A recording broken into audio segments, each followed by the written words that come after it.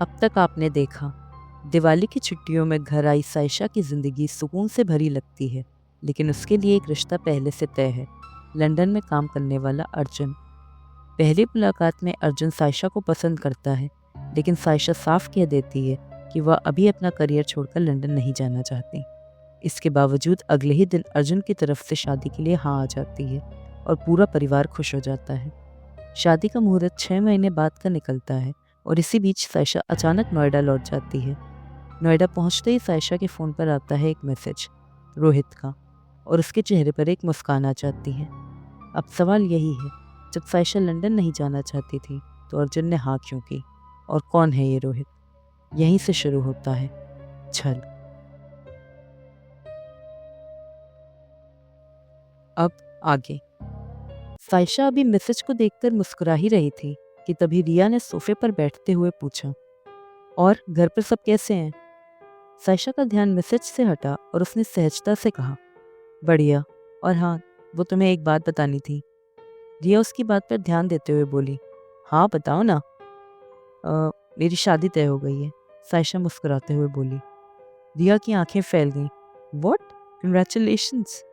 उसने खुशी से उछलकर साइशा को गले लगा लिया और बोली, मैं बहुत खुश हूँ तुम्हारे लिए, स्पेशली तब जब तुमने इतना सब कुछ सहा। और ये कहते कहते रिया सीरियस हो गई, जिसे देखकर साइशा उसके हाथ पर अपना हाथ रखते हुए बोली, मैं उस बारे में कोई बात नहीं करना चाहती। रिया ने हाँ में सर हिलाया और उसे गले लगा लिया। रात को साइशा अपने कमरे में हल्की हल्की नींद में आ गई थी कि तभी उसका फ़ोन बजा। फ़ोन की घंटी से उसकी नींद टूटी और वो नींद भरी आवाज़ में बोली, इस वक्त कौन कॉल कर रहा है? साइशा ने अपना फ़ोन देखा तो एक अननोन नंबर से कॉल आ रही थी। साइशा ने अननोन नंबर देखकर कॉल नहीं रिसीव किया और दोबारा से लेट गई। तभी एक बार फिर उसका फ़ोन बजा। साइशा थोड़ा सा इरिटेट हो गई क्योंकि उसे बहुत तेज़ नींद आ रही थी, और उसने चिढ़ते हुए फ़ोन रिसीव किया और बोली, हेलो, कौन है यार इतनी रात में? ओह, आई एम सॉरी। फ़ोन की दूसरी साइड से आवाज़ आई। वो आवाज़ साइशा को थोड़ी जानी पहचानी लगी और वो झटके से उठकर बैठ गई। साइशा ने झटके से कहा, अर्जुन, तुम अर्जुन बोल रहे हो ना? अर्जुन की हल्की सी हंसी की आवाज़ आई और वो बोला, मुझे लग नहीं रहा था कि आप पहचान जाएंगी, मतलब मैंने सही पहचाना? साइशा पालथी मारकर बैठते हुए बोली, बिल्कुल सही पहचाना।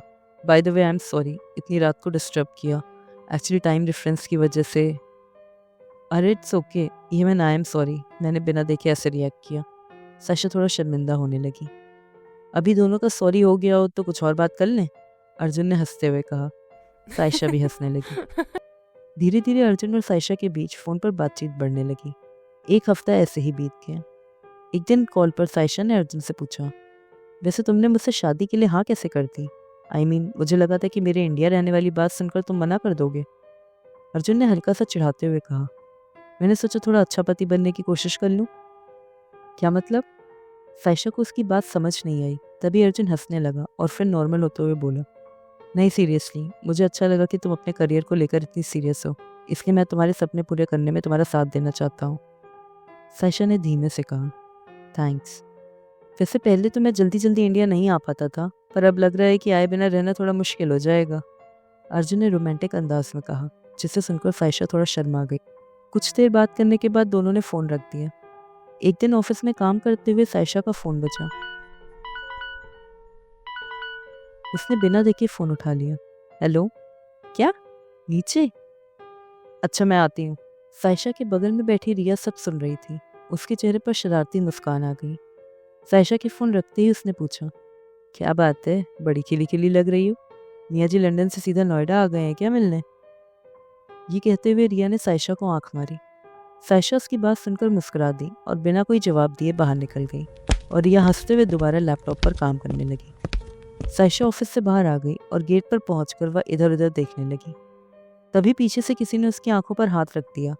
साइशा के होठों पर एक बड़ी मुस्कान आ गई और वो बोली, मुझे यकीन नहीं हो रहा कि तुम सच में आ गए हो, मैं बहुत खुश हूँ। तभी साइशा के कानों में आवाज़ पड़ी, मैं भी तुमसे मिलकर बहुत खुश हूँ, तुम्हें पता भी नहीं है कि मैं तुम्हें कितना मिस कर रहा था। साइशा उससे खुशी से लिपटते हुए बोली, मैंने भी तुम्हें बहुत मिस किया रोहित, और तुम अचानक से इंडिया कैसे आ गए? साइशा दोबारा से रोहित के गले लग गई और रोहित उसे अपनी बाहों में जकड़ते हुए बोला, छुट्टियों में आया हूँ। अभी थोड़ी देर पहले ही फ्लाइट लैंड हुई और मैं सीधा तुम्हारे पास। उसकी बात सुनकर सायशा खुश होते हुए बोली, अच्छा तुम थोड़ी देर वेट करो, मेरा ऑफिस टाइम ख़त्म ही होने वाला है, फिर चलते हैं। ठीक है, रोहित ने मुस्कुराकर कहा और उसका वहीं खड़े होकर इंतज़ार करने लगा और सायशा वापस ऊपर ऑफिस में आई। उसके चेहरे पर बड़ी सी मुस्कान थी। रिया ने उसे देखते ही चुटकी ली। ओहो, लगता है मियाँ जी आज बड़े रोमांटिक मूड में थे। क्या नाम बताया था तुमने? हाँ, अर्जुन। सायशा ने रिया की बात पर एक फीकी सी मुस्कान दी और बोली, अच्छा सुनो रिया, आज मुझे ऑफिस से कहीं और जाना है तो मैं तुम्हारे साथ घर नहीं चल पाऊंगी। आई होप तुम्हें कोई प्रॉब्लम नहीं होगी। रिया ने तुरंत कहा, अरे नहीं नहीं, बिल्कुल जाओ। प्रॉब्लम कहकर मुझे कबाब में हड्डी थोड़ी बनना है, पर कम से कम मियाँ जी से मिलवा तो दो। ये कहते हुए वह हंसने लगी। तभी रिया के दिमाग में कुछ आया और वो बोली, अरे तुमने बताया नहीं कि तुम्हारा होने वाला पति अचानक से इंडिया कैसे आ गया? ये सुनकर सायशा के चेहरे पर घबराहट आ गई और उसकी जबान लड़खड़ाने लगी। पर तभी रिया की डेस्क पर रखा फोन बजा। उसके मैनेजर का फ़ोन था और वो किसी फाइल के बारे में उससे पूछ रहे थे। सायशा ने मौके का फ़ायदा उठाया और इशारे से रिया से कहा कि वो जा रही है। रिया ने भी हाँ में सर हिला दिया और सायशा अपना बैग उठाकर वहाँ से निकल गई। उसके चेहरे पर एक इरिटेशन दिख रही थी। तभी वहाँ रोहित आ गया और उसके चेहरे के भाव देखकर उसकी परेशानी का कारण पूछा। सायशा ने चिढ़ते हुए कहा, अरे वही रिया और उसकी हर बात में दखलंदाजी, मुझे उस पर बहुत गुस्सा आता है। रोहित को उसकी बात सुनकर हंसी आ गई और वो हंसते हुए बोला, कुछ भी हो जाए पर तुम्हारी और रिया की दिक्कत परमानेंट है। वैसे जितना मैंने उसे देखा है, देखने में तो नहीं लगता कि वो इरिटेटिंग होगी। रोहित की बात सुनकर सायशा और चिढ़ गई और बोली, जो साथ रहे वो जाने, दूर से तो सब अच्छे ही लगते हैं। अच्छा अपना मूड मत खराब करो, अभी रिया की कोई बात नहीं, ओके? रोहित ने सायशा का मूड लिफ्ट करते हुए कहा। सायशा का मूड भी कुछ ठीक हुआ और दोनों ऑफिस से बाहर निकल गए। वहीं रिया भी थोड़ी देर बाद काम खत्म करके ऑफिस से निकल गई। उधर सायशा और रोहित कैफे में बैठे थे। रोहित की आवाज़ में महीनों की थकान साफ झलक रही थी।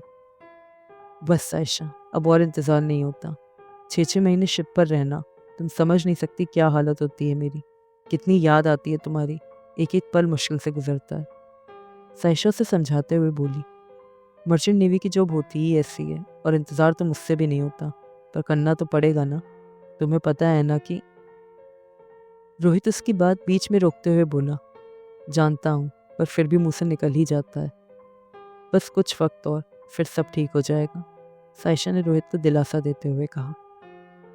आखिर क्या रिश्ता है सायशा और रोहित के बीच और किस वक्त की बात सायशा कर रही है? इस पहेली की कहानी जानने के लिए देखना ना भूलिए छल कहानी का अगला भाग, सिर्फ हमारे चैनल द स्टोरी कली पर। और साथ ही साथ लाइक एंड सब्सक्राइब करना भी मत भूलिएगा। Thanks for watching.